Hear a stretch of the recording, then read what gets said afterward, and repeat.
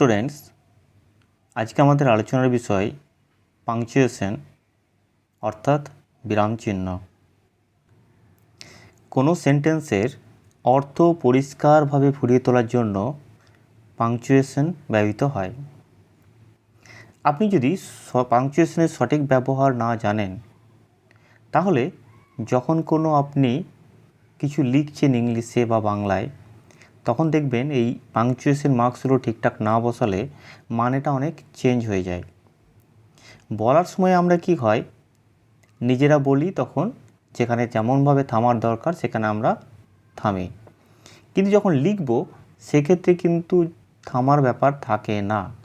এই যে কোথায় কেমন থামতে হবে সেটা পাংচুয়েশনের মাধ্যমেই আমরা ঠিক করে নেই। একটা সেন্টেন্সের মাধ্যমে ব্যাপারটা বলি, দেখবেন আরও ব্যাপারটা ক্লিয়ার হয়ে যাবে যে কেন আমরা পাংচুয়েশন শিখব। এখানে দেখুন, একটা আমি লাইন লিখেছি, এখানে নোংরা ফেলবেন না, ফেললে জরিমানা লাগবে। এটা দেখবেন কেউ যখন পড়ছে, যদি এমনি পাংচুয়েশন ব্যবহার না করেন, পাংচুয়েশন মার্ক যদি বা বিরাম চিহ্ন যদি সঠিক না দেন, তাহলে এক একজনের ক্ষেত্রে মানেটা এক রকম হবে। আমি যদি পড়ি, এখানে নোংরা ফেলবেন না, ফেললে জরিমানা লাগবে, এটা অন্য কেউ এসে যদি এইভাবেও পড়তে পারে যে এখানে নোংরা ফেলবেন, না ফেললে জরিমানা লাগবে, দুজনেই কিন্তু ঠিক পড়ছে, কারণ এখানে কোনো বিরাম চিহ্ন ইউজ করা হয়নি, তার জন্য বোঝা যাচ্ছে না কোথায় আমাদেরকে থামতে হবে। কিন্তু আমরা যদি না এর পরে একটা কমা দিয়ে দিই, তাহলে কি হবে, এখানে নোংরা ফেলবেন না, ফেললেই জরিমানা লাগবে, সবাই এটাই পড়বে। তাহলে একটা সিম্পল কমা মানেটাকে কিন্তু সঠিকভাবে তুলে ধরছে। তাহলে আপনারা বুঝতে পারলেন যে পাংচুয়েশন কতটা দরকার শেখা। পাংচুয়েশন নিয়ে ডিটেলসে আলোচনা করার আগে অবশ্যই যারা চ্যানেলে নতুন এসেছেন, চ্যানেল সাবস্ক্রাইব করে নিন, লাইক করতে ভুলবেন না। পাংচুয়েশনে প্রথম যেটা নিয়ে আমরা আলোচনা করব সেটা হলো ফুল স্টপ, বা একে পিরিয়ডও বলা হয়। এটা হলো পূর্ণ বিরাম চিহ্ন। পূর্ণ বিরাম চিহ্ন বুঝতে পারছেন যে কমপ্লিট সেন্টেন্স যখন হবে তার শেষে কী হবে, এই ফুল স্টপ ইউজ করা হয়। যেমন দেখুন, I know the boy, sentence complete, তার জন্য শেষে আমরা ফুল স্টপ দিয়েছি। আবার কি হয়, অ্যাব্রিভিয়েশনের শেষে ফুল স্টপটা লাগানো হয়। যেমন ধরুন এমএলএ, এম এর পর আমরা দিয়েছি, এল এর পরে দিয়েছি, এর পরে দিয়েছি। একই রকমভাবে বিডিও, প্রত্যেকটার পরে কিন্তু আমরা একটা করে ফুল স্টপ দিয়েছি।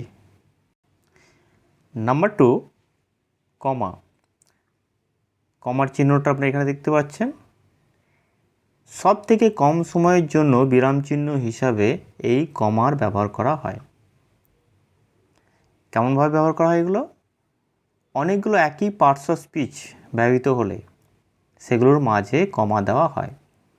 যেমন দেখুন, পরপর আমি যখন নাম বলছি, Rana, Rahul and Sukanta played cricket, তাহলে রানা, রাহুল এটাকে সেপারেট করার জন্য আমরা এখানে কী করেছি, একটা কমা দিয়েছি।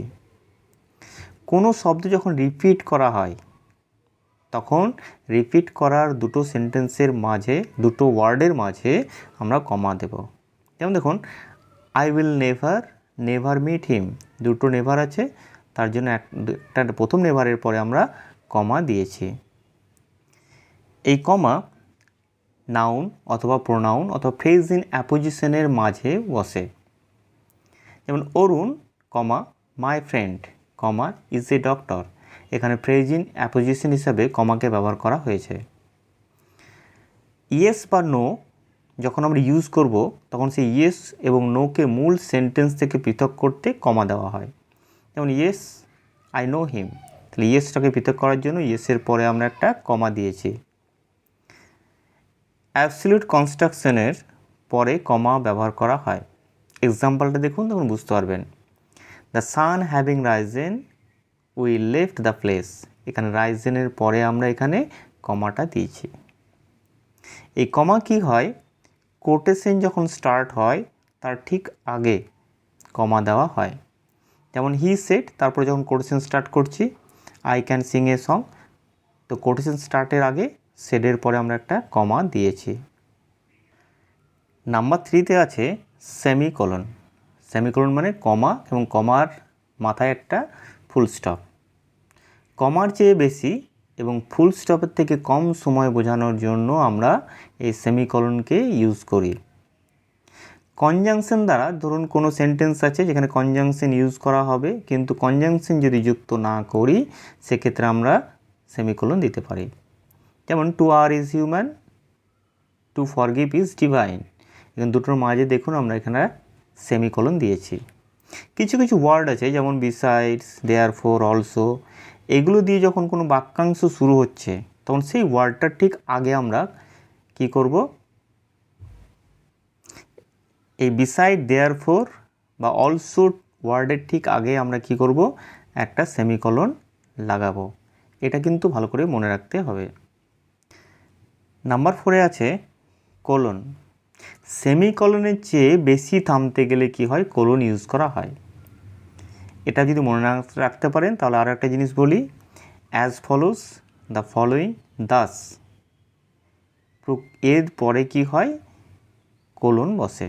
যেমন দেখুন the questions are as follows, ফলোজের পরে আমরা কি করছি, একটা কোলন দিলাম, তারপর আপনাকে কোয়েশ্চেনগুলো লিখতে হবে, সেটা আমি এখানে লিখে নিই। Send me the following goods, তারপরে কোলন দিলাম, তারপরে গুডসেরগুলো আমরা নাম লিখছি, a pen, a pencil, a knife, etcetera. আরও কিছু যদি থাকে তাহলে সেগুলো ইউজ করা হয়। Number 5, note of interrogation, question mark. সমস্ত প্রশ্নসূচক বাক্যের শেষে অর্থাৎ ইন্টারোগেটিভ সেন্টেন্সের শেষে এই নোট অফ ইন্টারোগেশন দেওয়া হয়। যেমন হোয়াট ইজ ইউর নেম, এখানে একটা কোয়েশ্চেন করা হচ্ছে, লাস্টে note of interrogation. Do you know him, এখানেও শেষে আমরা দিয়েছি, অর্থাৎ যে বাক্যে কোনো কিছু প্রশ্ন করে তার শেষে একটা এই চিহ্ন দেওয়া হয়। নাম্বার 6, নোট অফ এক্সক্লেমেশন, অর্থাৎ লম্বা একটা, বাংলায় যেটা হয় পূর্ণচ্ছেদ, তার নিচে একটা ফুল স্টপ। সমস্ত এক্সক্লেমেটরি সেন্টেন্স অর্থাৎ আবেগসূচক বাক্যের শেষে বা মাঝে কি হয়, এই নোট অফ এক্সক্লেমেশন ইউজ করা হয়। ইন্টারজেকশন যে ওয়ার্ডটা আছে তারপরেও কিন্তু এই নোট অফ এক্সক্লেমেশন ইউজ করা হয়। যেমন দেখুন হুররা, এটা একটা ইন্টারজেকশন, তারপর আমরা কি করেছি, নোট অফ এক্সক্লেমেশন দিয়েছি। We have won the game, how happy we are here, এগুলো সবই কি এক্সক্লেমেটরি সেন্টেন্স, শেষে আমরা দিয়েছি কি নোট অফ এক্সক্লেমেশন। নাম্বার 7-এ আছে কি অ্যাপোস্ট্রফি। অ্যাপোস্ট্রফি হলো কোনো লেটারের মাথায় যখন আমরা কমা দেবো একটা, সেটা হচ্ছে অ্যাপোস্ট্রফি। এখানে কি হয়, কারোর কোনো কিছু অধিকার বোঝাতে, অর্থাৎ পসেশনে যদি থাকে প্রাণীবাচক নাউনের সিঙ্গুলার নাম্বারের ক্ষেত্রে কি হয়, অ্যাপোস্ট্রফির পরে এস বসে। যেমন মায়াস পেন, তাহলে মায়ার যেহেতু এটা পেন, মায়ার এখানে একটা অধিকার বোঝাচ্ছে পেনটা মায়ার, তার জন্য মায়ার পরে অ্যাপোস্ট্রফি দিয়ে আমরা এস লিখছি। একই রকমভাবে রানার্স কার। কিন্তু যদি প্লুরাল নাম্বার হয় সেক্ষেত্রে আমরা এস বা ইয়েসের পরে অ্যাপোস্ট্রফিটা দেব। যেমন গার্লস স্কুল, তাহলে গার্লসটা এস লাস্টে আছে প্লুরাল নাম্বার, তার জন্য এসের পরে আমরা অ্যাপোস্ট্রফিটা দিয়েছি। আবার কোনো শব্দের কি হয়, মধ্যে যদি কোনো বর্ণ যদি উজ্জ থাকে, কোনো লেটার যদি উজ্জ থাকে, সেটা আমরা কি এই অ্যাপোস্ট্রফি দিয়ে বোঝাতে পারি।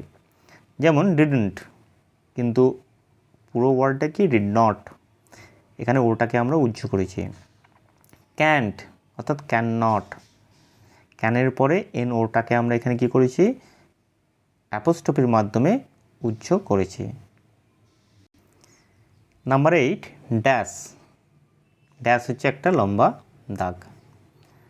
বাক্যের মধ্যে হঠাৎ কোনো পরিবর্তন বোঝাতে এই ড্যাশের ইউজ করা হয়।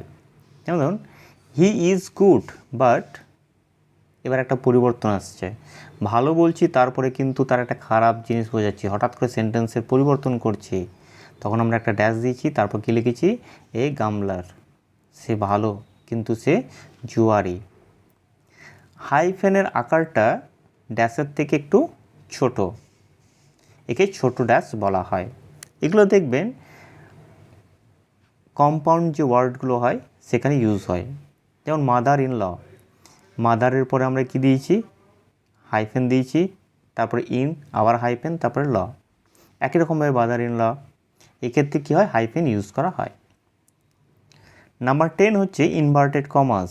ইনভার্টেড কমাস কি, ডবল কমা মাথার উপরে যখন, ডবল অ্যাপোস্ট্রফি বলতে পারি, মাথার উপরে যখন ইউজ হয়, এখানে দেখুন প্রথমে দুটো, আবার এদিকে দুটো।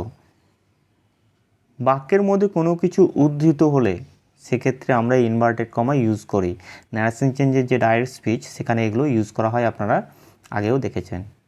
He said comma come here, তাহলে কাম হিয়ারটা একটা কোটেশন, একটা উদ্ধৃত অংশ। সেখানে কি হচ্ছে, আমরা একটা স্পিচ যেহেতু কেউ বলছে, তার জন্য সেটাকে আমরা কি করেছি, এই ইনভার্টেড কমার মধ্যে রেখেছি। এটা যখন কেউ কিছু বলবে, সেই কথাটা যে কেউ বলছে, সেই কথাটাকে আমরা ইনভার্টেড কমার মধ্যে রাখলে বোঝা যাবে যে ওই কথাটা সে ডাইরেক্ট বলছে। নাম্বার 11 আছে ব্র্যাকেটস। ব্র্যাকেটস হলো দুই দিকে দুটো এরকম। এই চিহ্নের মাধ্যমে কি আমরা কোনো কিছুকে ব্যাখ্যা করে বোঝাই, অর্থাৎ কোনো একটা সেন্টেন্সের মধ্যে কোনো ওয়ার্ডকে বা সেন্টেন্সের মিনিংটা যখন কমপ্লিট হচ্ছে না, তখন সেই ব্র্যাকেটের মাধ্যমে আমরা কি করি, কমপ্লিট করি, কোনো কিছু ওয়ার্ড ইউজ করে মানেটাকে কমপ্লিট করি। যেমন I have lost all I had in the bag, আমি সব হারিয়েছি যে আমার ব্যাগে ছিল। তাহলে ব্যাগে ছিলটা কি, সেটা ব্যাখ্যাটা কীভাবে দিচ্ছি, 100 রুপিস। যখন আমরা 100 রুপিস দিলাম লিখে, ব্যাকেটের মধ্যে বুঝতে গেল ব্যাগের মধ্যে 100 রুপিস ছিল। অ্যাস্টেরিস্ক, এই যে একটা চিহ্ন, এটাকেই বলা হয় অ্যাস্টেরিস্ক। এটা কি হয়, বিশেষ মনোযোগ আকর্ষণ করার ক্ষেত্রে এটা ইউজ করা হয়, অর্থাৎ কোনো একটা সেন্টেন্স বা ওয়ার্ড খুব ইম্পর্টেন্ট, সেটা বোঝানোর ক্ষেত্রে আমরা এই ধরনের অ্যাস্টেরিস্ক ইউজ করি। যেমন voice change is very important, যখনই আমরা বলে তার আগে এই অ্যাস্টেরিস্ক চিহ্নটা দিলাম, সবাই বুঝে যাবে যেটা ভয়েস চেঞ্জটা খুব গুরুত্বপূর্ণ এবং মন দিয়ে এটাকে করতে হবে। আশা করি আপনার পাংচুয়েশন খুব ভালোভাবে বুঝে গেছেন। অবশ্যই মনে রাখুন, আপনাদের দেখবেন রাইটিং স্কিলের ক্ষেত্রে এটা অনেক বেশি কাজে লাগবে। প্যারাগ্রাফ লিখতে, লেটার লিখতে বা রিপোর্ট লিখতে গিয়ে খুব এটা আপনারা হেল্প পাবেন। অবশ্যই চ্যানেল সাবস্ক্রাইব করুন। ভিডিও সম্পূর্ণ দেখার জন্য ধন্যবাদ।